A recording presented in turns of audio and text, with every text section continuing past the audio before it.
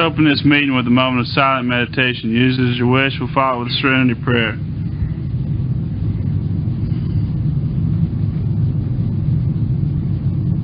Prayer. God, grant me the serenity to accept the things I cannot change, the courage to change the things I can, and the wisdom to know the difference. Our 11th tradition states our public relations policy is based on attraction rather than promotion. We need always maintain personal anonymity at the level of press, radio, and films. If there are any members of the press present, you may obtain information at the Unity Weekend registration desk located in the Palm Court. No photographs, please. This meeting is being taped, so please come up and speak directly into the microphone. Who is an addict? Hi everybody, I'm Lenny Kay, and I'm an addict. Hi Lenny. Most of us do not have to think twice about this question. We know. Our whole life and thinking was centered in drugs in one form or another. The getting and using and finding ways and means to get more. We live to use and use to live. Very simply, an addict is a man or a woman whose life is controlled by drugs. We are people in the grip of a continuing, progressive illness whose ends are always the same: jails, institutions, and death.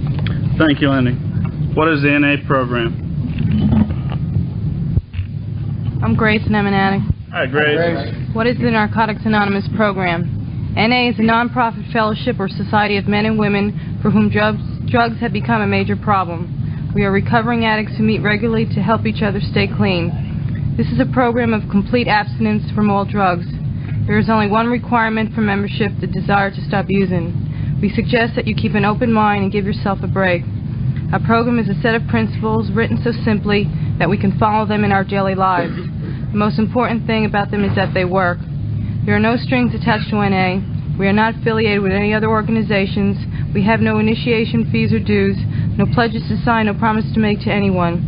We are not connected with any political, religious, or law enforcement groups and under no surveillance at any time. Anyone may join us regardless of age, race, sexual identity, creed, religion, or lack of religion.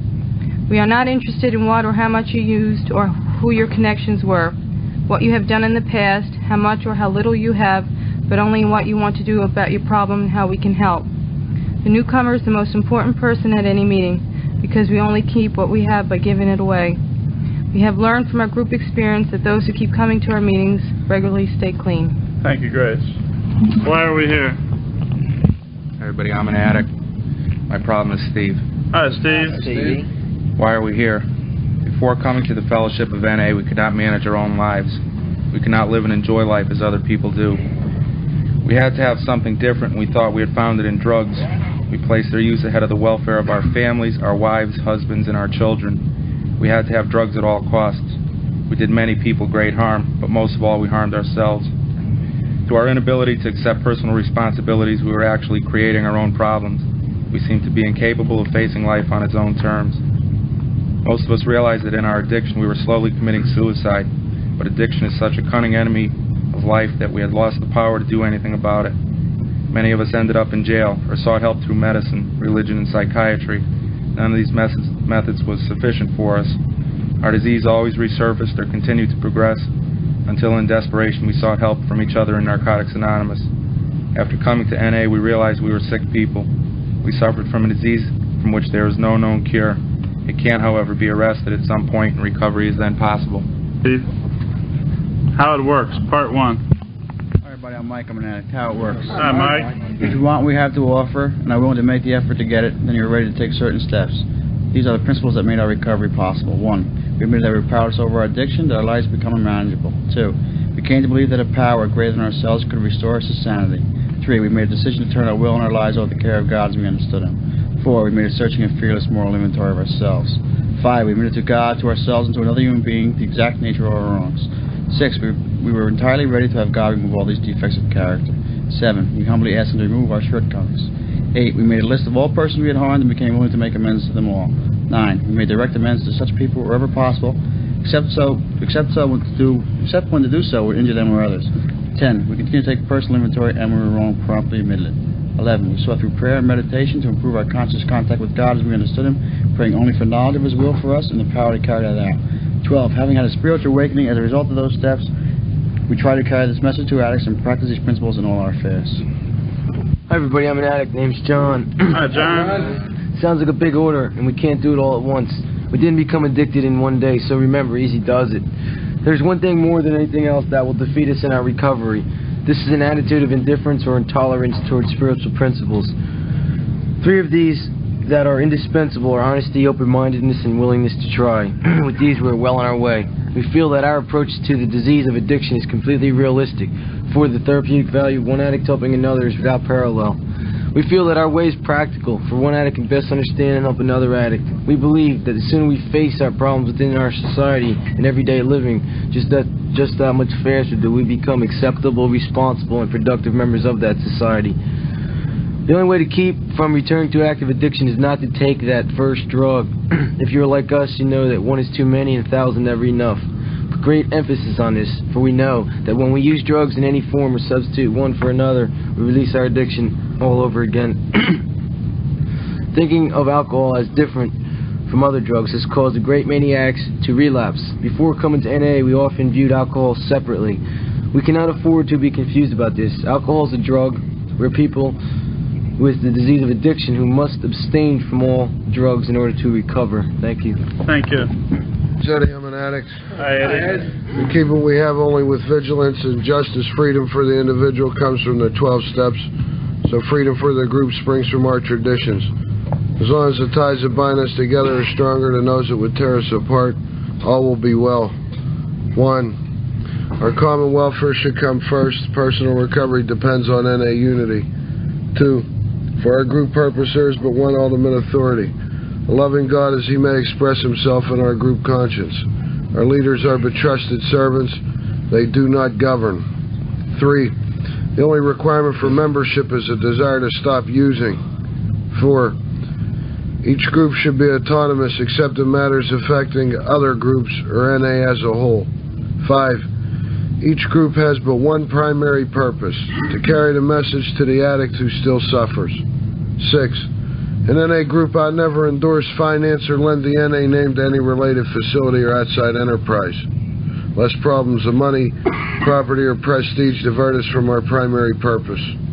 7. Every NA group ought to be fully self-supporting, declining outside contributions. 8. Narcotics Anonymous should remain forever non-professional, but our service centers may employ special workers. 9.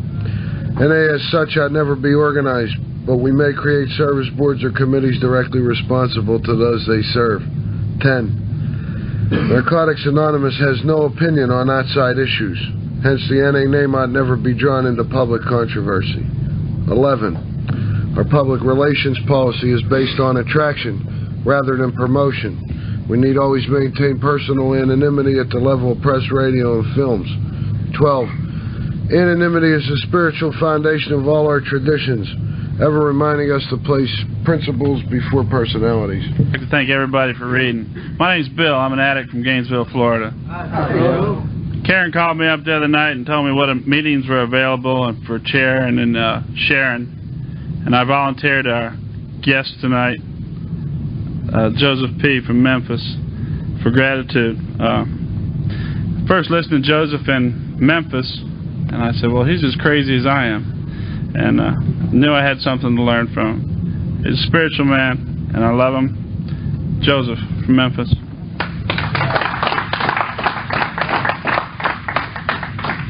He's here to help you. Thanks, Bill. I am an addict from Memphis, and my name is Joseph. Hi, Joseph.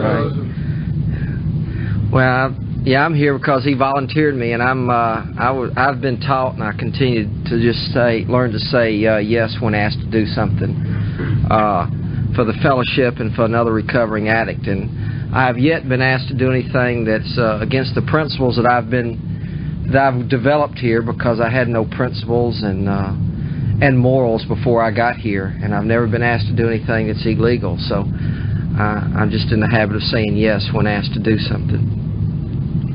And for that, I'm very thankful and grateful today. I don't know, gratitude, what is it? I didn't really have to think about this meeting and how to share, what to share, because by being here is gratitude. My gratitude speaks when I care and share with others in a way, and that's action. You know, as my past, talk is cheap, but action is being here at this convention and being at the meeting and not isolating in the room. It's positive action. That's how I show my gratitude for what's been so freely given to me. Gratitude, what is it to me, is showing up at a meeting most every night and being there for me and getting excited about being a part of a newcomer that walks into the meeting for their first meeting. I can't experience that gratitude and show how I am so appreciative of what I've been so freely given if I'm not there to see that person and give them a hug and instill in them that there's hope. You never have to use again a day at a time. And my gratitude shows in what it is to me is when I don't unplug my phone at night and I answer that phone in the middle of a shower or in the middle of the night when I'm asleep and have to get up early. Sometimes my thoughts go through my head, well, I don't want to answer it, and but I always pick it up and answer it. That's gratitude for me. That's how I show it. It doesn't matter if anybody else ever knows about that. It's important that I know, because I have to live with myself. It's kind of like that just for today. You do something for someone and not be found out about it today. And if you're found out about it, it doesn't count. You have to do something else. That's gratitude for me, that I can show myself how I'm growing and how I'm changing. That's what the steps mean to me today. They're not about using drugs or not using. To me, the steps are about change, how I can change my life and change my attitude. And they're action-oriented, just like gratitude is action-oriented rather than just a word or a feeling. I can be grateful for things, but my gratitude I have to show it. Loving, caring, non-sensuous hugs, answering the phone, being at a meeting.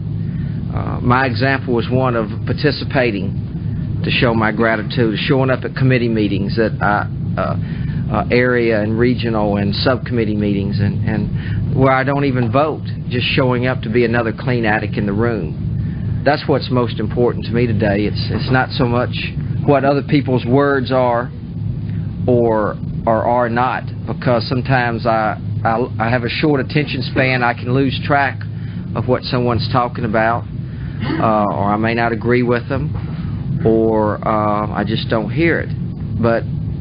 And I'm probably other people look at me like that. But what is important today, and that's why an addict clean a day or a year or whatever is so important, is that just being another clean addict in the room, that power of example, that we're not alone.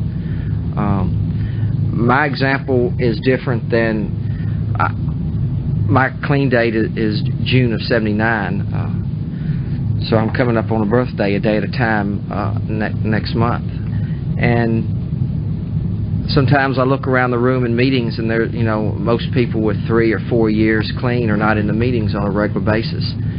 And so I'm to give another example, which doesn't make that example right or wrong, but my example is that even when you've been clean for a few years, you're still in the room making meetings and making coffee and cleaning up after the meeting. That's the kind of example that I like to be, one of action and growth and ongoing recovery in the way that I've been taught it. I just visited in California at the World Service Conference, and I went out early and stayed 2 or 3 days with my first sponsor, Chuck S. And the 15th of this month, a day at a time, he'll be coming up on 25 years clean. And that's a quarter of a century of not taking nothing, and that's real special. And he still goes to meetings several times a week and is involved in area stuff and regional stuff and world stuff. That's an example I look at, because he has taught me a lot about gratitude, of just showing up and being there, being another clean addict in the room, with that power of example. And he, like myself, sometimes our words turn people off, or may intimidate people or hurt their feelings or whatever. But that's why I keep coming back and keep sharing and showing up where I can get better, and I can learn to communicate what's been given to me in a positive and a loving and a caring way. that doesn't hurt someone's feelings or make them mad or intimidate them. And that's where I can keep learning, is how to communicate my spirit in a better way, and to show my gratitude. Sometimes I can't do it with my words, but I do try to share it with my hugs. In loving, caring, non-sensuous hugs. When I first came, my first convention was in the World Convention, June of '79 in Atlanta, and I never, to touch, to me, was always a physical, violent thing to hurt someone, or a sexual thing. So people down there would come up and hug you and grab you, and they wouldn't let go of you, like I do some people around here, and sometimes Yankees up here don't know how to hug. They want to get away and, one arm you and all that kind of stuff. So I spent most of my time up in the room freaking out, wondering what all these people were about. They wouldn't let go of you. So I'd go around and pace up in the room and smoke cigarettes and get back downstairs, and someone else would hug me, and I'd freak out again because I was very insecure sexually and a lot of other confused in a lot of other ways, because I was just a few months clean then. But I learned that's how I was brought up on the NA, caring and sharing the NA way, is loving, caring, non-sensuous hugs, and that's what I have to offer a lot of times, and that's spiritual. Gratitude for me, what is gratitude for me in another way? It's giving our newcomers a break. I was told early on is you gotta not take a newcomer's money, and you gotta stay out of their pants. You gotta give them a break to grow up and stay clean, and like myself, learn to show and communicate love and care without getting that thing between our legs involved. To continue that being a whore, trying to prove I'm a man, or if you go to bed with me, you like me, or I like you. That kind of thing. I don't have anything to prove today, and that was a lesson I learned very early on. I did my suggestion. I did a year and a half of celibacy when I first got clean. I was ready to get to know me and to follow some suggestions and to grow up and to give other people a break and learn what respect is. And I can give that today. I don't make an exception on that with newcomers today. Newcomer, someone to me is someone with a minimum of a year and a half clean.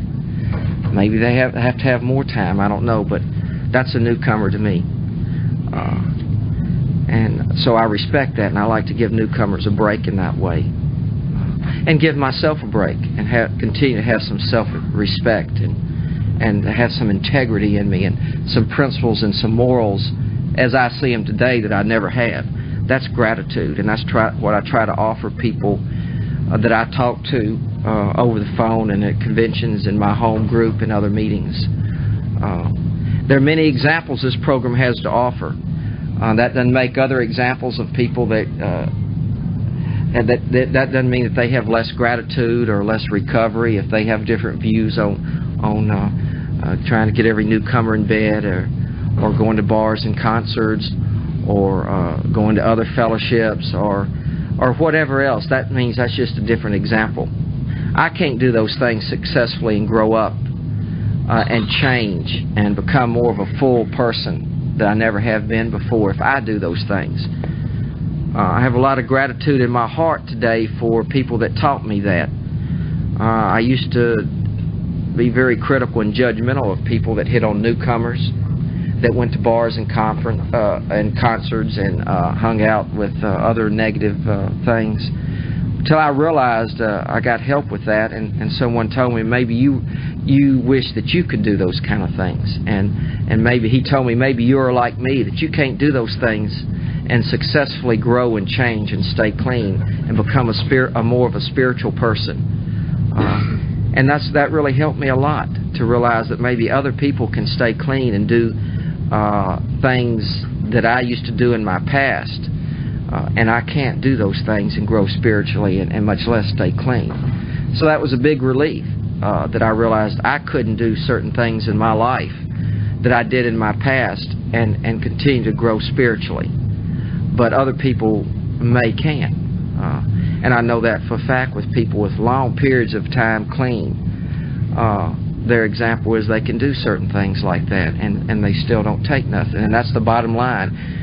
Everybody's welcome here, and our only requirement is desire not to take nothing, prescribed or otherwise, legal or otherwise. And that's the message that has saved me time and time again, is that my total abstinence, my clean time, in my gut. When all else fails, other people, my form of prayer, meditation, or quiet time, reading the basic text, going to meetings, being a hopeless, depressive as I am, hanging on to it's not okay to take anything has gotten me over many an emotional hump.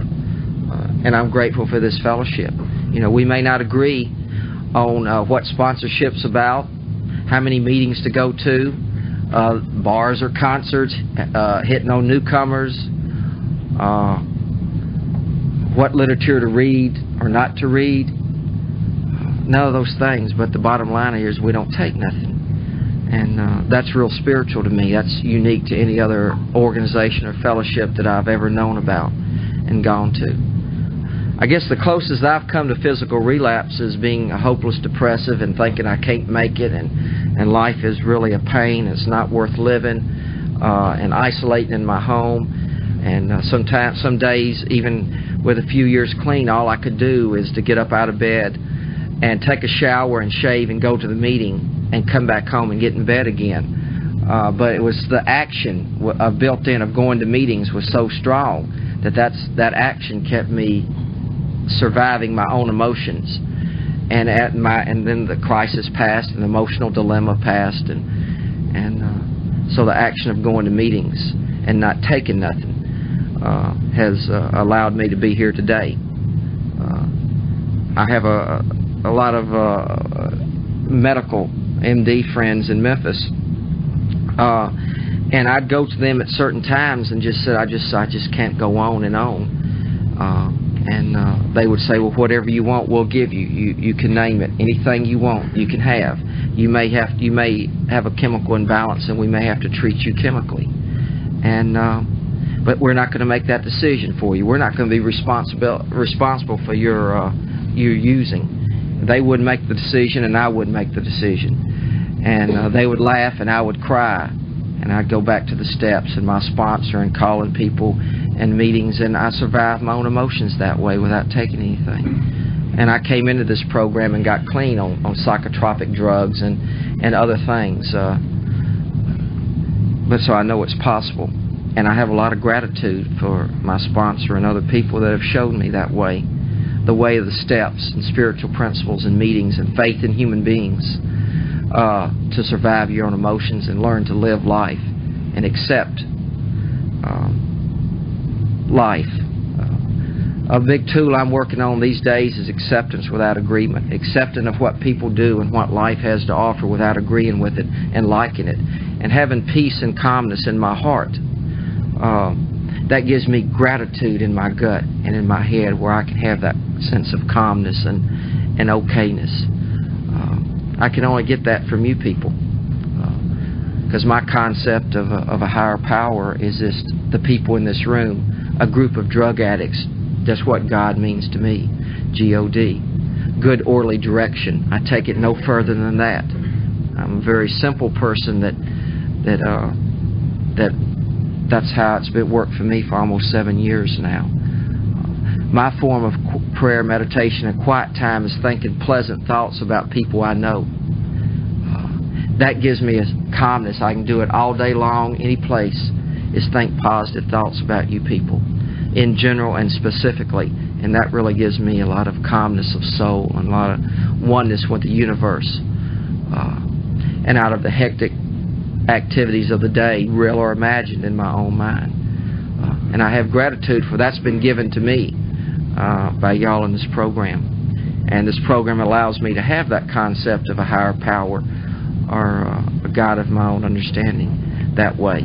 And that's so special here. And I defend up against the wall for anybody to have their own concept and their own beliefs, as long as it works for them, because everything's right. There's a billion people that believe every way possible in this world, and everybody's right. And that's a lot of growth in me from being a very biased, prejudiced, insecure person and judgmental. So this program has allowed me that freedom and flexibility to have this belief, and that's what gratitude is for me. And it's exciting. It keeps me excited about my recovery, about life, and about meetings, about newcomers, and everything. That just excites me. Keeps me right up to the moment. Helps me to be able to like reality and exist in it, because life is not fair a lot of times, and I've had a lot of emotional dilemmas and financial setbacks, and I've had death in my family and death in other loved ones. Someone that's very, very close in my family today is in their active addiction, on the threshold of physical death, but it's nothing I can do except let them know there's another way. They're deep in denial. You know, a lot of Egyptian blood running in their veins. But that's okay. They're about as close as a family member can get. And that's okay. I mean, if they die, they die. You know, just like anybody else. There's hope, and it's a choice. And I have to go on and be a part of the living, and part of freshness, and people growing, and bright new spirits of change, and the twinkling in the eyes, and the smiles on the face, and out of doom and gloom whenever it comes. And that's what I have to offer anybody on a daily basis. And that's how I show my gratitude. And that's what gratitude is to me, is that kind of action. Meeting someone at the meeting when I talk to them on the helpline, and putting them on my couch rather than send them off to an institution I'll see when you get out. Taking care of a sick addict emotionally and physically. That's my gratitude today. It's action. So that's what it is to me, and I'm gonna. Sometimes I get so excited about life and recovery and what it's done for me through my own desire to take the steps and keep going to meetings and not isolate. That's a part of it, is my own desire that I could somehow get diarrhea of the mouth, but I do care. So we're going to open this up. I'm going to first ask Bill to share a little bit about what this means to him, and then we'll open it up for other people to come and share what gratitude means to you. And we'll ask anyone to come up and sit in these chairs that they want it on tape and it doesn't pick up in the back or anywhere, even on the front row. So thanks for allowing me to be a part of your convention and be a part of this meeting and be a part of your life. And I really appreciate that, and I'm grateful. Thanks. Thank you. Appreciate it, Joseph. My name's Bill. I'm an addict. I went to my first NA meeting about 40 full moons ago, and I weighed 158 pounds. I had a pair of crutches, one tennis shoe, and a bicycle. That's all I owned in the world. People came up and they hugged me. The guys hugged me, and I thought they were lighting their loafers, you know, something ain't right here, you know. And they told me they loved me, and I thought they wanted something from me. All I had was about 26 cents in my pocket, and I knew they didn't want that, so I figured they wanted my crutches or my bicycle. 3 months later, somebody stole my bicycle, and I said, see, I knew what they wanted. But they told me to keep coming back, and it's the first time in my life people wanted me to come back. I was defeated. In desperation, I sought help from others in Narcotics Anonymous. And I firmly believe that the therapeutic value of one addict helping another is without parallel.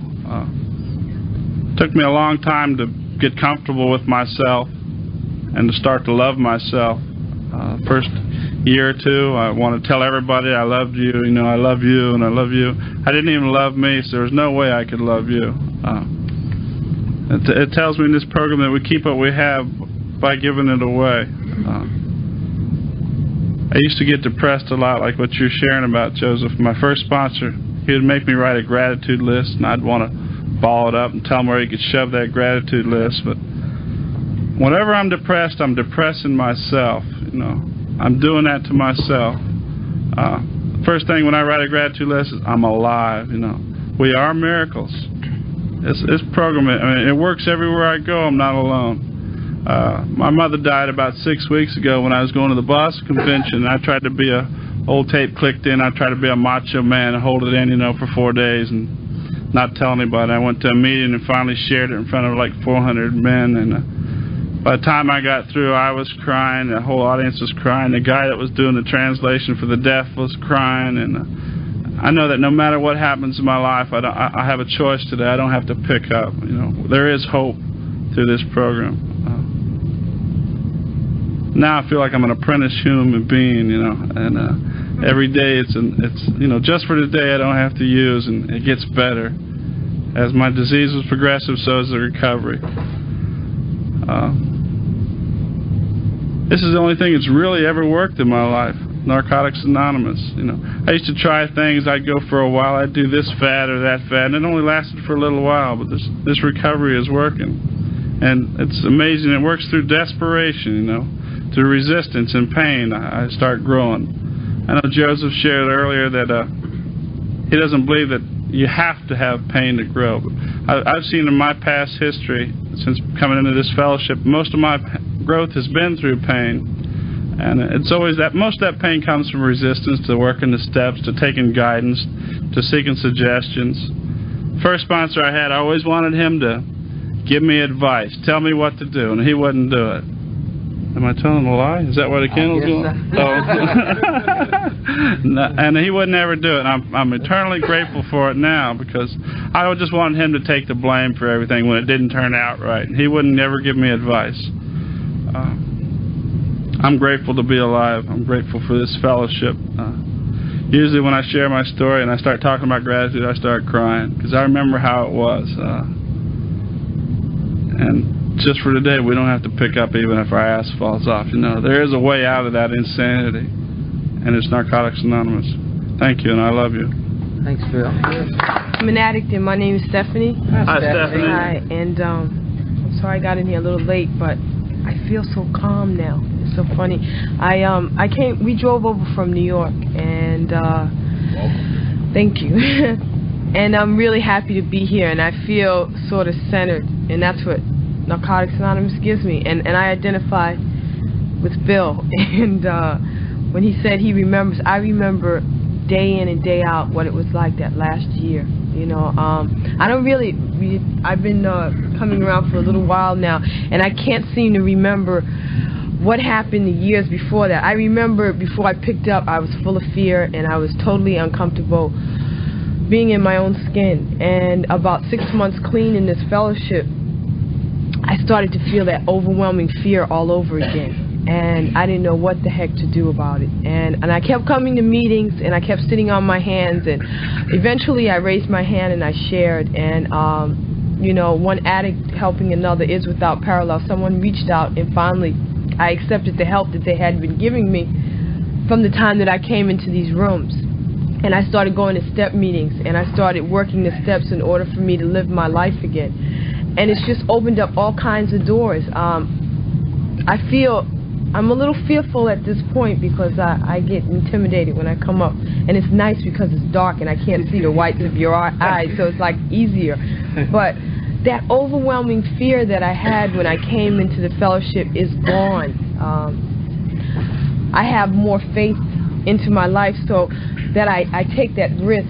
And when I'm feeling fear in my life, I ask someone who seems to look like they feel a little more secure than I do, and that's usually everybody around me when I'm feeling fearful. And they help me out. You know, I came here and I couldn't get exactly what I wanted. You know, I wanted a room for one night because I can only stay one night, and you know, I had to settle for a room down the street, which is fine. But I got extremely angry, and I got resentful, and I said, excuse my language, fuck Jersey, and you know, and I just like went off on this tangent, you know. And in recovery, this is the first time I've ever felt this way, I have to honestly say, about Narcotics Anonymous, about a convention, about an area, about anything. I was just totally out the box, but my will had come back into play here. And the better my life gets as a result of Narcotics Anonymous and my higher power,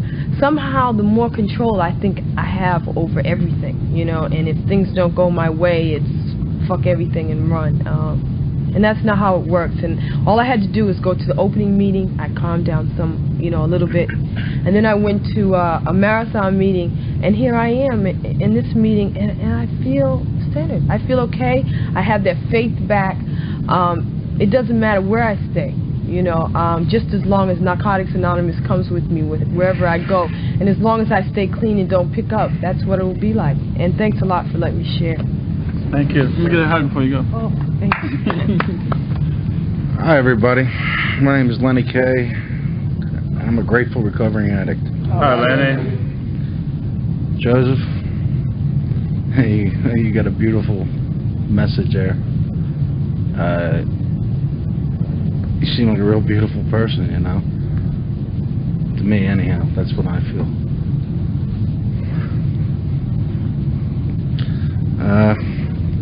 Like I said, I'm grateful. About a week and a few days ago, I was standing on a corner, crossing a street, and all of a sudden, I got hit by a car, you know? And this sucker kept going. But, you see, I'm clean. I was clean that day, clean today by the grace of God. At that time, I was spun around on the ground, but I looked at his plate, and it stuck in my mind. In the past, I couldn't do that. I wouldn't remember nothing. Alright? So I did what was right. I went to the police. Right? And then I carried it after that. Now, this whole time, I had thoughts running through my mind.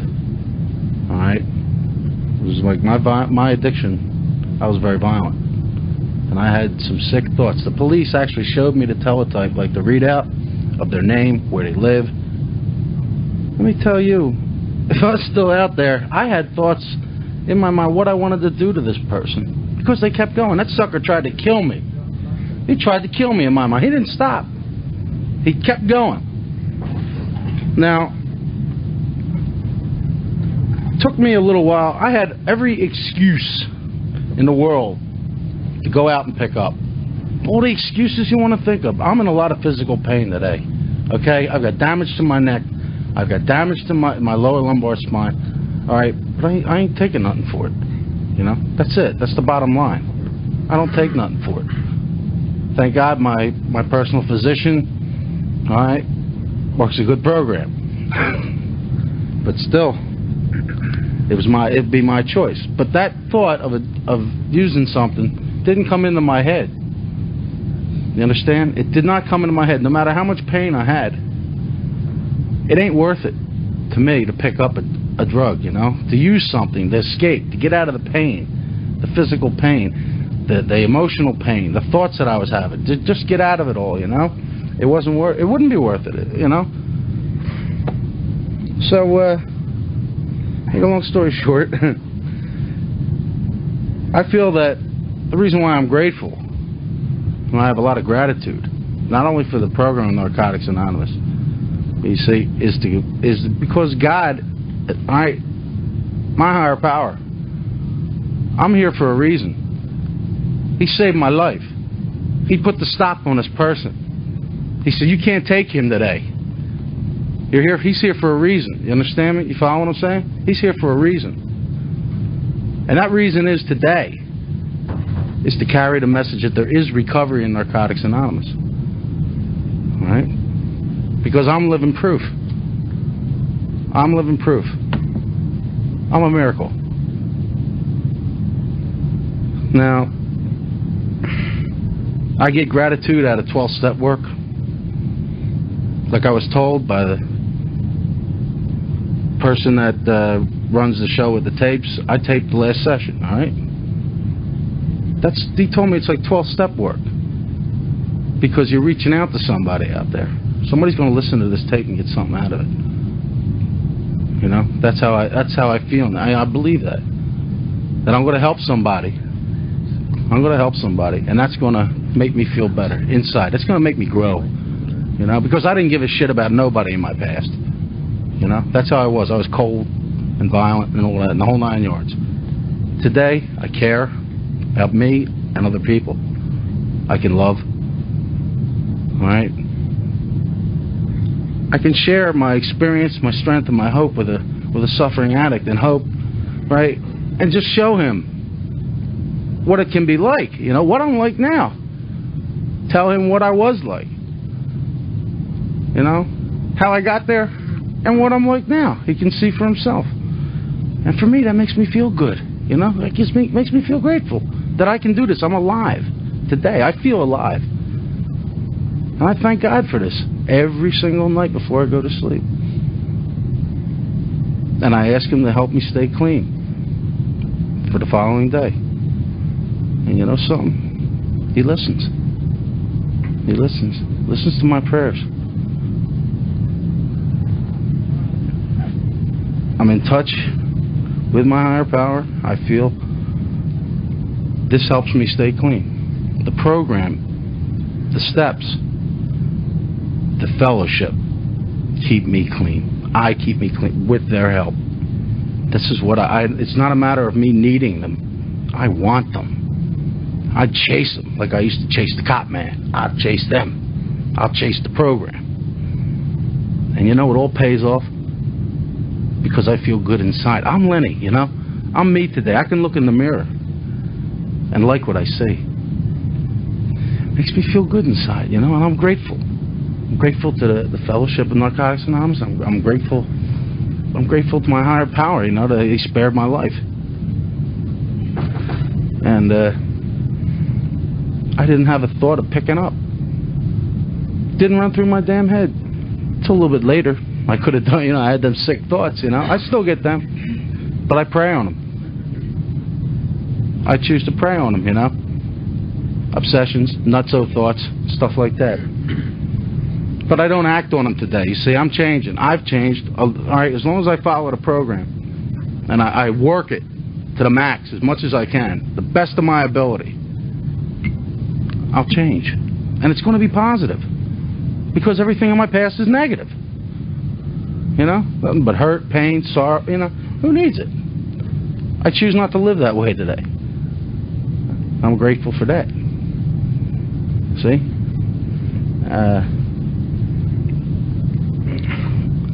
These conventions bring me in touch with myself.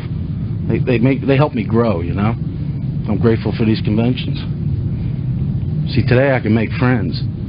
In the past, I didn't have no friends. I didn't know what the word friend meant. No idea, no conception, you know. Friend. Keep dreaming, you know. But today I have friends. I'm grateful for that. I can call somebody up on any given day, at any given time. Don't matter when. And tell them what's bugging me. Share something, you know, or they can call me. Doesn't matter what day, what time of the day or night. See, I got something to give today. That's how I feel. I have something to give away that might help somebody out. It might save somebody's life. All right? And for me, it makes me grateful. It gives me gratitude, you know? It might save somebody's life. And that's what I'm about today, you know? That's what Lenny's about, saving a life. Not concerned on how he's going to take it from you, if he can, you know? I'm not about that shit no more. I'm about me. I'm about living Narcotics Anonymous. I'm about getting involved. I'll take anything, any chairperson, steward. It don't matter, you know. Make the coffee, clean up the ashtray. It don't matter. I'll take anything. Keeps me involved, keeps me clean, helps me make friends. People get to know me. You know, they know me in a positive sense today, and this helps Lenny grow. This helps me grow. I still admit that I have my other addictions, you know, sick shit, you know, like TV. I watch TV. The whole house could burn down. I still watch TV. I'm working on that. I'm changing that, you know. And I'm growing. That's all I've got, and thanks a lot. Thanks, Lane. Thank you. Easy, my back's all screwed up. I can't bend over, man. Sue, and I'm an addict. All right, Sue. Hi, Sue. And I'm really glad it's dark in here so you guys can't see me. It's like on a TV show when an addict talks behind a closed, you know, thing. What's going on with me? I'm grateful. But before, when I came in this room, I wasn't too grateful. I was feeling sorry for myself. took me 3 years to get a year together in this program, and that's hard work, and I'm celebrating it this weekend. Okay. I'm really sad because, I'm grateful. I was thinking, what am I grateful for? Why do I have gratitude? I'm grateful that I have a family that still loves me, even though they give me tough love, and I don't really like that too much. And I'm grateful for the people in this fellowship, because you were there when I was all alone in my room getting high, all by myself, feeling sorry for myself. And I'm telling you, I was like the queen of isolation when I was out there. The reason, I even started getting high and drinking is because I was involved with incest as a kid from age 5 to age 10. And then right after that I picked up at 11. And any relationship I ever got into, it was like I was talked into something I didn't want to do, I was manipulated, and I just followed along with it. And that's the pattern I took all throughout my addiction. I never lived my life for me. I lived my life through a man, for a man, just to feel like I was wanted, because I felt like a piece of shit. And for all my life, like, I didn't have me. And this weekend I'm kind of getting like a spiritual awakening, just seeing it's for me, because I was hurting really bad before, like I said. And I went and talked to somebody, and they just listened, and they just heard me dump my garbage. And in my recovery, I'm taking the same kinds of patterns as I did in my addiction, and it's really getting to me. I'm grateful for the rooms now, because what I've gotten in these rooms were love and caring and sharing and being able to dump my problems, and now I could give it back to the newcomer. I could give hugs away, and I could give them my phone number, give her my phone number, a girl. I kind of stick with the girls these days. And I read in this, I always share this at a meeting, I read in this literature that we have, it's a triangle of self-obsession, and I didn't understand one thing in that whole literature thing, except for the last line, and it said, we must grow up or die. And that's what I have to do these days. I have to grow up, because I don't want to die, because I've come too far. And sometimes people get butterflies in their stomach. I get crocodiles, because I can feel today. For all those years, I just numbed myself out, and I didn't feel. And I'm grateful that I can have feelings today, too. Good, bad, or indifferent. And that's all I want to share. Thank you. Thank you. Give me a good hug. We love you. See a hand in the back. Anybody in the back with a hand? I'm Michelle. I'm an addict. Hi, Michelle. Gratitude for me today is, I guess what it comes down to is being able to thank my higher power even when things aren't going my way. Because I always blame my higher power, when things weren't going my way. And today, even though everything doesn't go my way, I still have plenty to be grateful for. And a lot of the last few months, I've had so much gratitude. It's been unbelievable, It's springtime, and I've been seeing things that I've never seen before, And just being able to do that it gives me an unbelievable feeling, Gratitude for me is also, being able to give a newcomer hope, even when I feel down in the dumps or miserable, because I know that even when things aren't going terrific, that I'm alive and I'm clean today, and I have a fellowship today that I could go to with anything, and it's wonderful for me. The whole idea of these candles.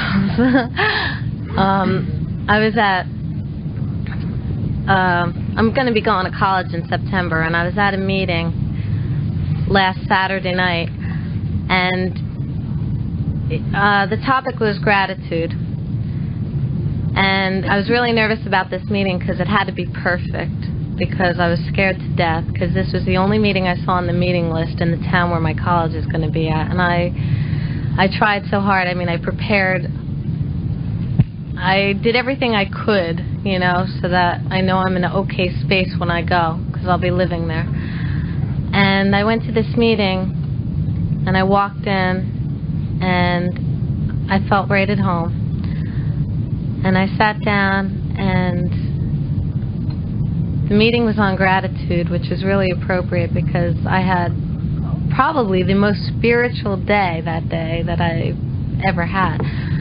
And this was up in Hackettstown, so I was with somebody who I cared a lot about, who's also in the program, very spiritual, the whole day, you know, just going from place to place, looking at all these beautiful things, you know, that I've never seen before. And it was a candlelight meeting on gratitude, and it just gave me this unbelievable feeling. You know, I loved it. And I wound up getting 23 contacts and found out that there's 7 meetings a week, NA, walking distance from the college, so I had a lot of gratitude. I'm grateful that I'm sitting up here right now, because the first convention I went to, I've only been to 2 other conventions besides this one, and the first one I went to, I wanted to share so badly, you know, and I couldn't do it. There was something holding me back. I just couldn't get up here and do it. And you know, I'm grateful that today I could help somebody else, you know, like I don't remember his name, but somebody was up here sharing before about how, you know, he did the tape. And Earl told him that it was 12-step work because other people are going to hear it, you know. And I did that, and he told me the same thing, and and that gave me gratitude, you know, that I'm not even directly doing something, you know, for somebody else, but I am, you know. Maybe for a lot of people, maybe for one person, you know, they'll get the benefit of hearing that. I don't know, this is outrageous, this whole convention and everything. I feel really good. When I was in Baltimore at the 6th East Coast Convention, that's when they started talking about this. And I was like, yeah, but I never thought it would happen, you know, and I wanted to get involved directly, you know, with the planning and everything, and it was just too out of reach for me then. My recovery during the first few months of that was real touch and go, you know, and I had to really concentrate on me.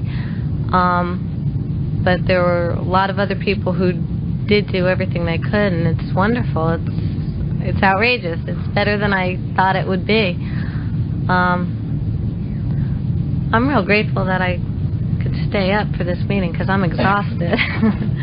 But I don't know, I just have a lot of gratitude today. I really do. I'm young, you know, and this program has given me my life back, you know, whereas I wouldn't see the age 20 if I stayed out there. And I have a whole wonderful life ahead of me. And I celebrated a year last week, and it was the most incredible year of my life, you know. I don't know, that's all I have to share. Thanks. Thank you. Joseph needs a hug. Last year was kind of hard to talk about because I didn't have any. I mean, bottomed out with it. It's probably because I didn't ask anybody about it, and I didn't even want to know anything about gratitude. I was coming into the fellowship to stop using drugs, and that was it. But out in Pittsburgh, I think it was around October, somebody told me to write down the list. And, you know, when I came in, I had like a few houses, a few cars, I had my family, and I'd hear people talking about how they lost everything, and it didn't mean anything to me. But tonight I'd like to share about gratitude. One night I was in my living room, and I had a little pile of Coke on the table, and it had a conference with it. And it went something like, either you're going to have to go or my family's going. And I think I'd rather have them. I met someone after I had a car accident that led me into AA, who had honesty in her eyes, and she directed me into NA. There's some gratitude for her. Tonight I'm glad that I didn't go off a roof in New York one night when they took me up there with the zip gun to the 3rd floor to buy from them instead of where we were going. The day I came down from a cop spot in a gallery, and the cop was standing out in the hallway on the bottom landing with his gun out, and I'm glad that he wasn't a rookie and just panicked and shot me. That list that I made had something on it like love, health, the fellowship, hugs, and so many other things. You know, I just can't go over the list that precisely, I should say now. But it was funny. Money had moved all the way down to maybe near the bottom somewhere, where before it had been way up top. It was like an awakening for me. You know, I said, gee whiz, look at it. And I was happy with that list, a gratitude list. You know, Bill, I like to share this with you. I think it was in November, my grandfather died. And that next night I went to an NA meeting, or that same night, and the guy asked me to read Just for Today. You know, as I'm starting to read this thing, I start crying through it, because that day I had to depend on somebody from this fellowship, you know. That was in November. In December my mother died, and Mother's Day, when I leave here, I'm going to the cemetery and put a flower on her grave. The gratitude from that part is, at the funeral, when we didn't have food and stuff, she found things to give to people, you know, when we did have food. And I'm saying, no, that's not the way to go. We might not have any the next day, so don't go and give it away. But she did. And at the funeral, there were people there that I remember from when I was a kid then. And somebody said in a poem, an angel on loan, you know. And what gratitude to think that just maybe this higher power gave me an angel, and I didn't even know what it was, you know, and it was that close to me. Maybe he cared for me. There's a lot of gratitude in that, man. And I hope I shared it with you. To this NA, I made a 9th step with my mother before she did pass away, and I made some amends with it. That's it.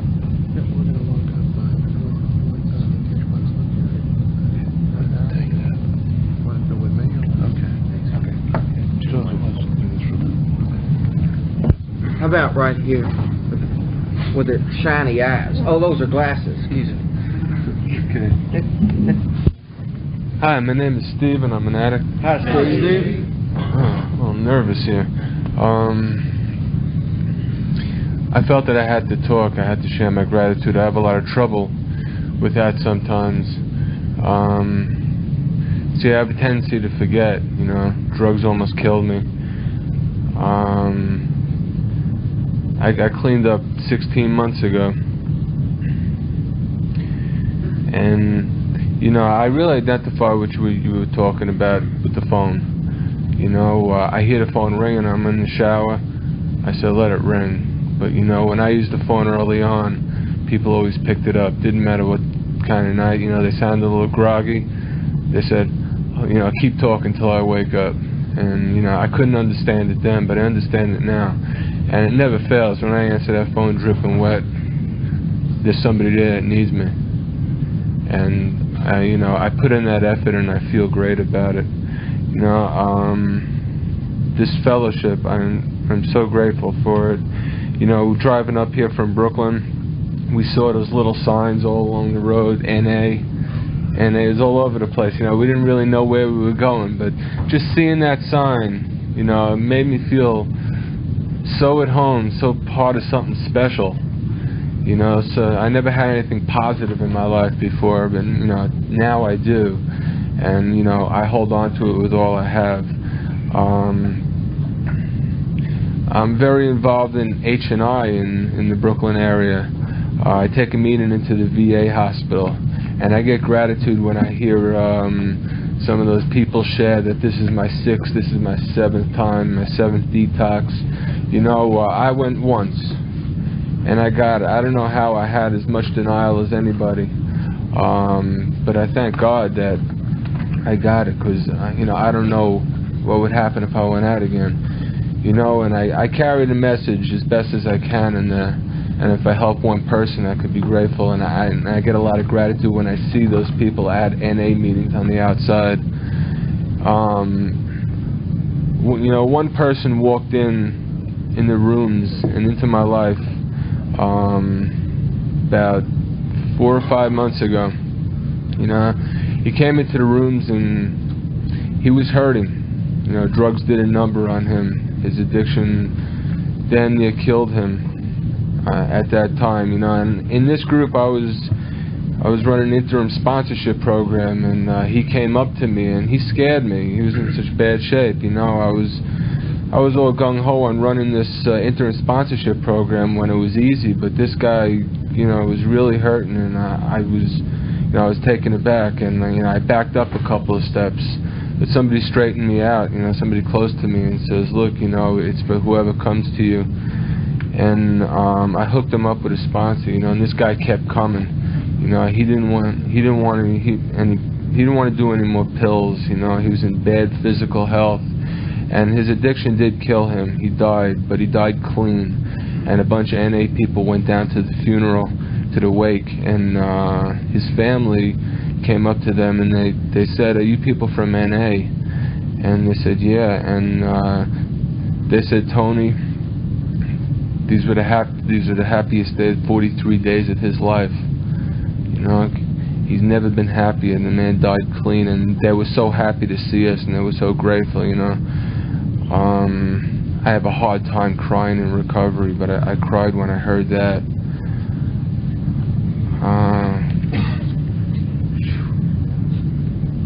You know, I don't know what to say. I mean, I really thank God I'm here, and this fellowship is here for me, and to have people in my life. You know, I don't have to be alone. I don't have to. You know, I'm going through something right now. I'm learning, like this lady said before, I'm learning how to feel again.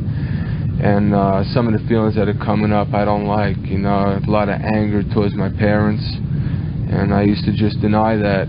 You know, I can't go through that pain of denying it anymore, and I let it come up. And you know, I have you people and my sponsor and my higher power. They nurse me. They hold me through these times, and I really need that. You know, because I have to go through this.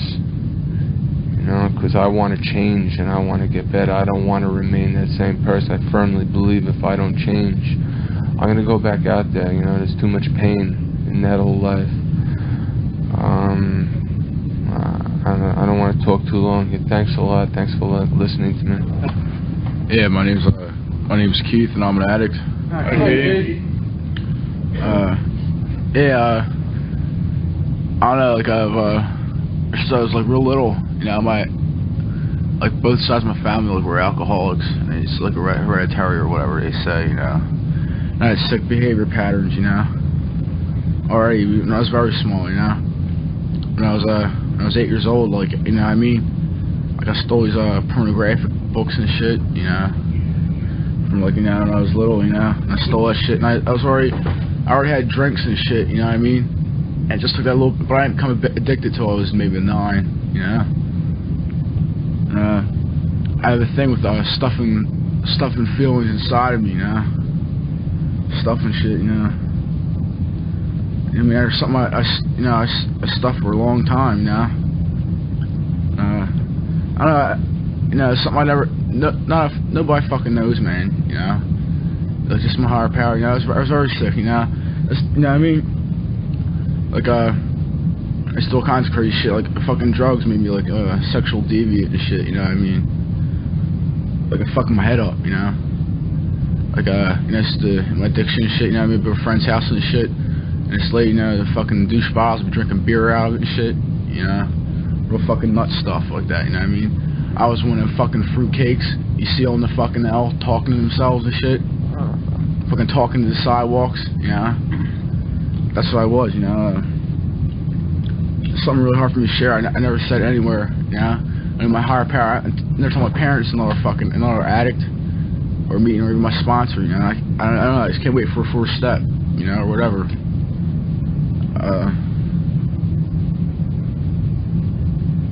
I can't stuff it no more, you know what I mean? You know, it's my past, you know, I'm not really sick anymore, not that sick, you know? You know what I mean? I ain't that bad, man. You know, I'm about close to normal now, you know what I mean? You know, I'm getting there, you know? But, I was 8 years old, you know what I mean? It's like, I was about to turn 9, I fucking doing shit, I was already fucking smoking pot, you know? And, butterflies, man, whoa.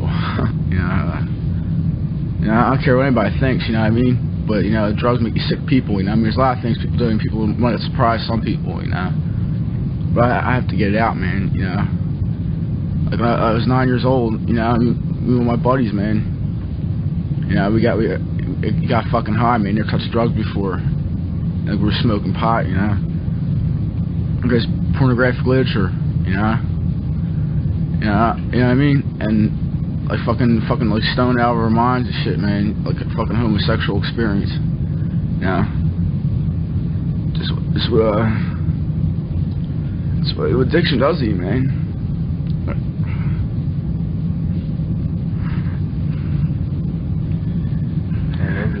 It's that crazy shit, man.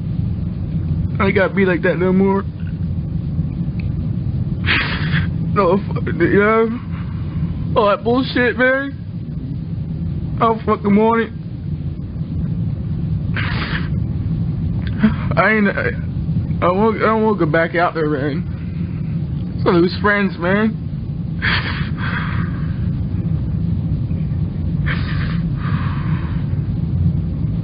I have real fucking friends, man, that care now, you know? We're not just looking at the fucking freak talking to himself. You know what I mean?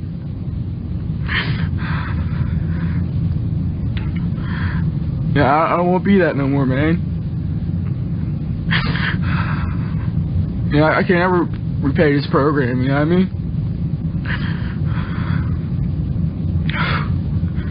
It's fucking nuts, man. You know, it's something I had to get out, you know? I can't stuff things, man. My head blows up.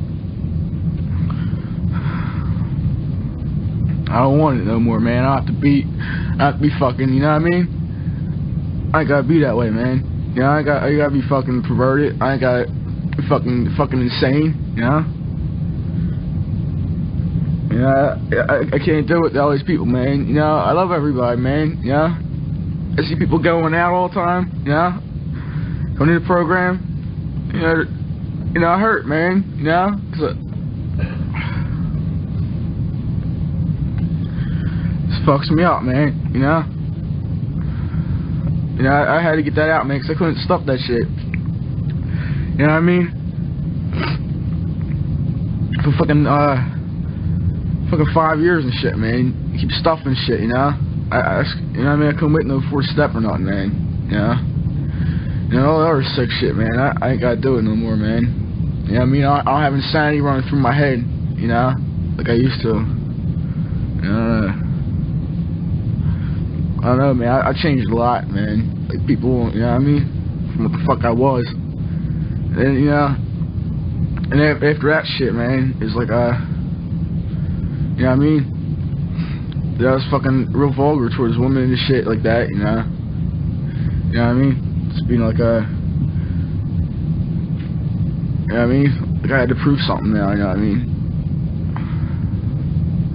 You know, well, you know, some people might not be surprised, man. You know, they've done far worse, but I just had to get that out because I couldn't stuff it no more, man. That's it. You have a right to be here. We have a right to live and a right to love. To me, conventions are like a celebration of recovery, you know. We can come here and isolate, hide in our rooms, or we can come here and participate. You know, and this just shows me the program works. You know, we're only as sick as our secrets. And, you're welcome to share whatever you want to share about it. Go ahead and pick somebody up. Yeah, I wanted to share a little something here about what Keith shared, and you know that's why I'm an addict. My name's Joseph. Hi, everybody, and we're all welcome here, and it doesn't matter what drugs we used or didn't use, or what our sexual orientation is or isn't, what our deeds are in the present or the past, what is deviant or odd for one person is quite normal and okay for another person. And that's something I've learned and grown up about. And that's what honest sharing is about. And that's why a NA meeting is a meeting. The only requirement is desire not to use. That's why I think that special interest meetings lead to looking at our differences or our separatenesses rather than how we all are alike.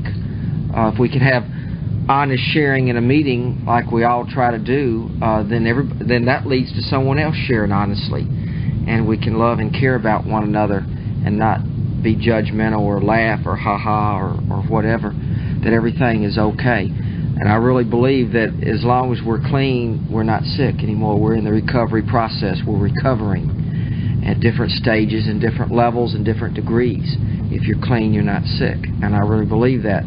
To have more tenderness toward myself and to be able to think of others and whatever they're doing or not doing is okay, and they're recovering and changing at whatever rate and speed and whatever their needs are. And it's not my right to judge or to criticize or to condemn, even though I don't agree with some things and I agree with others, and some people don't agree with me and they agree with me in other ways. That's okay. That's what we're all about here. That's why we're not a quote-unquote a cult or anything. Everything's okay, and everything's right if it's okay with you in your heart. And everything is okay with me today for me to do, as long as it's not illegal, it doesn't break a law,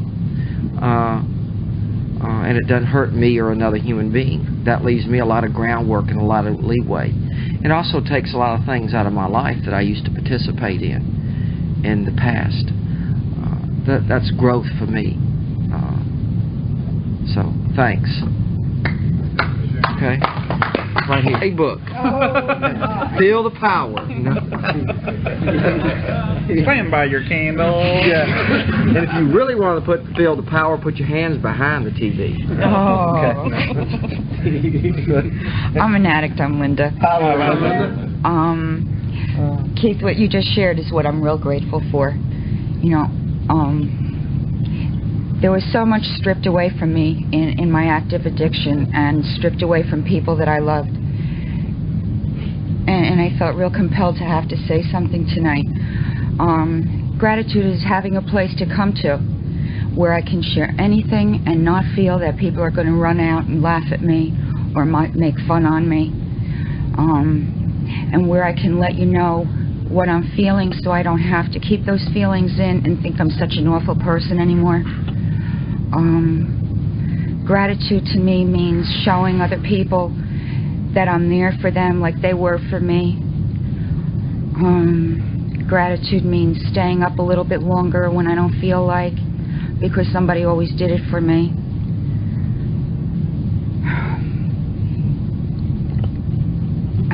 To me, gratitude doesn't mean any one special thing. It means what I do with my life is how I show what I'm grateful for. There are a lot of days where my life is real screwed up, and I don't act the way I want to act, but I'm still not acting anything like I used to act, you know, so there's gratitude even for that.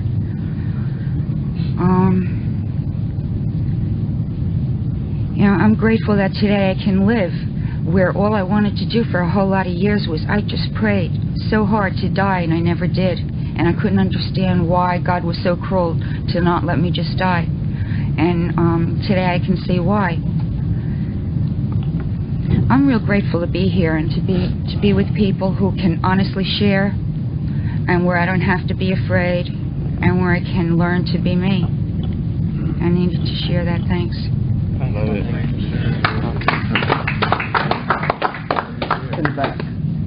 My name's John, and I'm an addict. Hey, John. And I traveled up from Pittsburgh, and I was just, first thing I'm grateful for is that, my higher power, which I choose to call God, was, give us the protection, and security to make it, this far to come to this convention. And I heard some real good things at this meeting. I really needed a meeting. I didn't make a meeting today because, trying to get it together to come up here. And, I heard some real rigorous honesty. And, them kind of meetings there, bring the feelings out. They're the ones that help me because, honesty is the antidote to our diseased thinking. And, it tells us that in our basic text. And, some of the other things I'm grateful for is,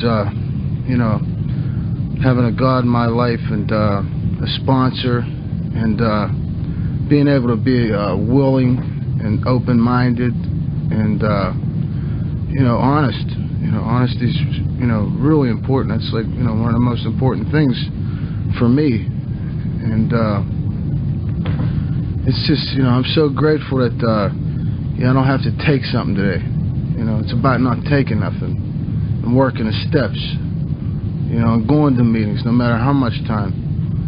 With the program, it's given me a little over 9.5 months.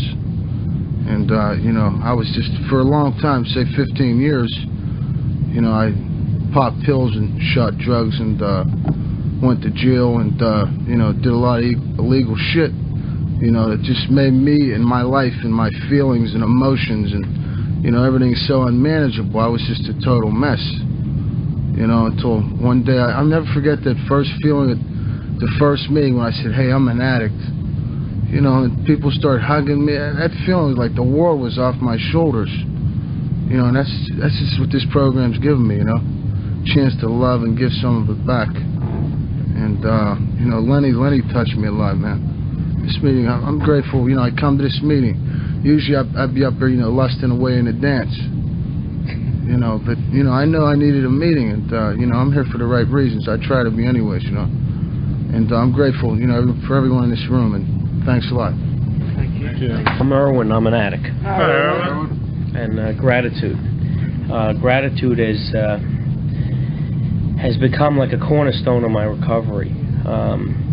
I use gratitude, and sometimes it's real hard to see the gratitude.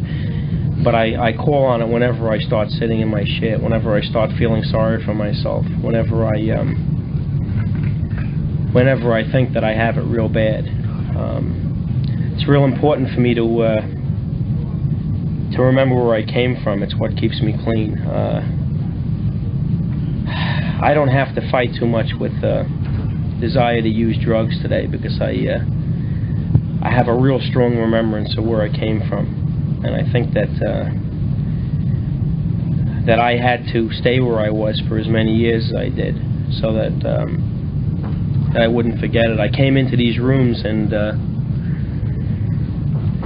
a year ago I didn't know these rooms existed, and I didn't know there was any hope.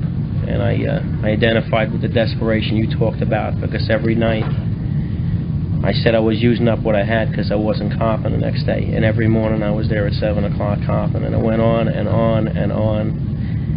And I'm grateful that I can be honest with myself. I'm grateful for what I have left. I'm grateful that my family still respects me again. I'm grateful that I respect myself. I mean, I love NA, and I will always be indebted to NA. When I wasn't accepting myself, there were strangers who accepted me. There are people that I don't know anything about them, except that they have an addiction like I do, a disease like I do. And they accepted me for what I am. I have a brother who's a doctor who loves me very much and knows what I went through and tells me, well, it's over now, because he really doesn't understand. And I have strangers who really understand, and I understand what they've been through.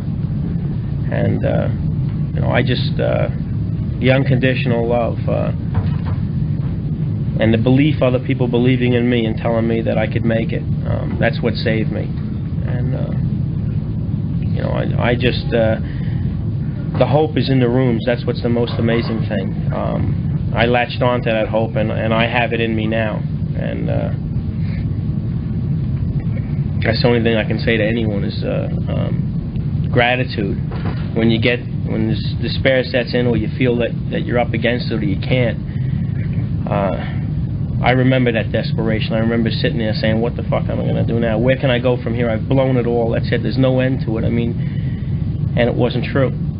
I didn't believe that I could make it. And the people in the rooms did, and now I know I could make it. And that's the thing that I have to give back. It's my responsibility to give it back. It's for other people, to tell them this hope and to be there like they were for me. There's nothing else I can give back.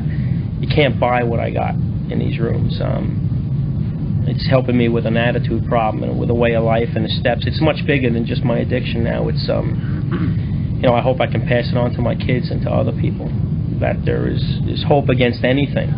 And there's always a way. There's an escape route all the time.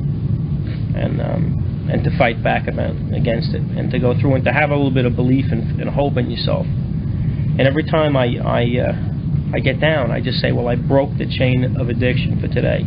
I mean, I couldn't do that. I was so sure, but I never tried.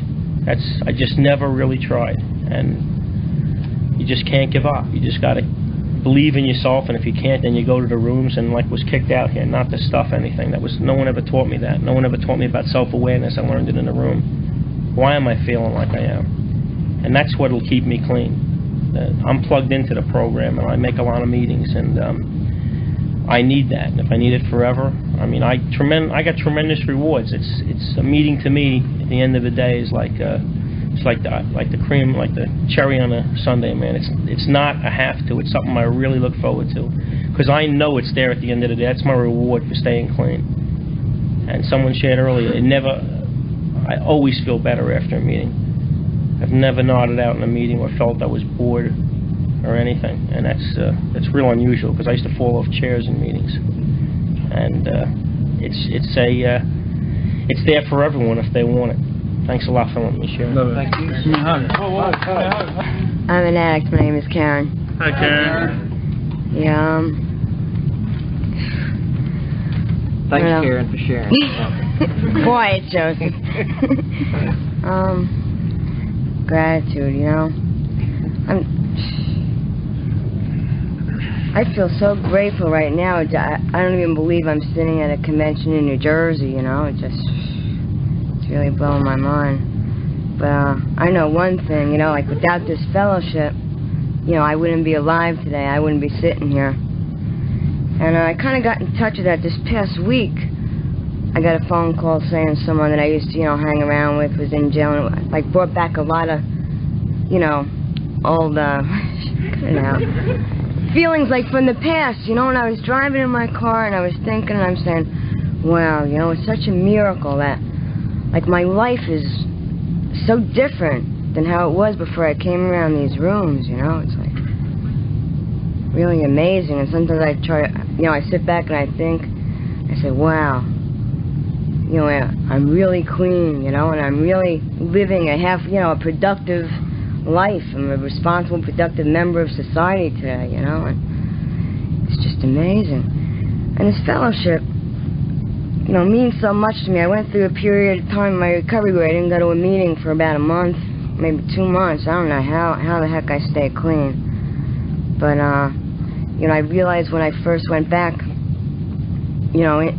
to a meeting, and I walked in the room and they asked me to read who's an addict. I felt like this is where I belong, this is my home. And, gratitude to me is by, being involved with the fellowship. And I don't know, it's just this fellowship is my life. I owe my life to this fellowship. And, I believe, what other people had said, it doesn't matter how much time you have, keep on coming to meetings, and we have to be there for the newcomer, too. And I see that a lot. There's so many newcomers, so many people, coming in. And, our gratitude speaks when we spend time with the newcomer.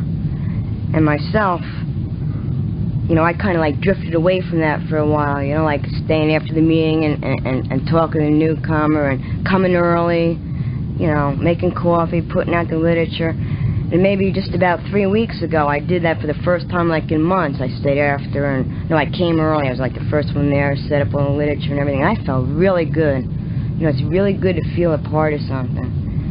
And, you know, we're just really fortunate to have this program. We really are, and have people that really care. You know, I never had that before. And, you know, I went through, you know, a hard time. My first year of recovery, you know, I went through a hell of a lot of changes.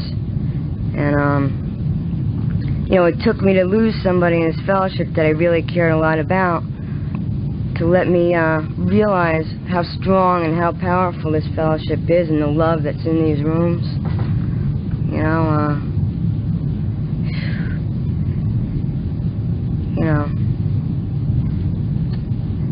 it just blows my mind sometimes. It really does. Because I can really care about people today. I can really care about people today. And I have people that care about me, and that's something really special. There's so many positive things going on in my life. You know, that's what I'm trying to focus on today. Concentrate on the positive things, you know. Like if something's not going my way or something goes, you know, wrong during my day, to try to look at what good things are going on in my life. And the basic thing that, you know, I have today is today I didn't use. And that's a successful day. You know, it says that in our basic text. It doesn't matter what we've done in the past, you know, where we've been, and I don't care what anybody's done or where they've been or anything. You know, it's all about what we're doing today, you know, and the steps. And the steps free us, you know, from our past and help us live in today. And it's really exciting, you know, it's really exciting to me to, I'm starting to feel that difference now a little bit. And, I just, sometimes you just can't even put things into words, you know, but I don't feel like I'm sitting here in New Jersey at a convention. I don't know. It's just like blowing my mind, and it feels so good. I've learned so much being involved, like with this convention and service work, and that's how I show my gratitude today, by being involved in the fellowship. You know, having a commitment at the group level, making newcomers feel welcome, you know. And I'm just really glad to feel part of this. And this is my home, and this is my family. It's really special. You know, I grew up and I always felt cheated because I didn't have a big family with cousins and nephews and aunts and uncles. And, you know, now I have the biggest family. I have a worldwide family. You know, I can go anywhere, any state. You know, not tons of countries. You're realistic here, you know. Many countries, almost anywhere you can go and find a meeting, you know, and people that are in the fellowship and people that I can talk to, and they're all my family. You know, we're all here for the same reason.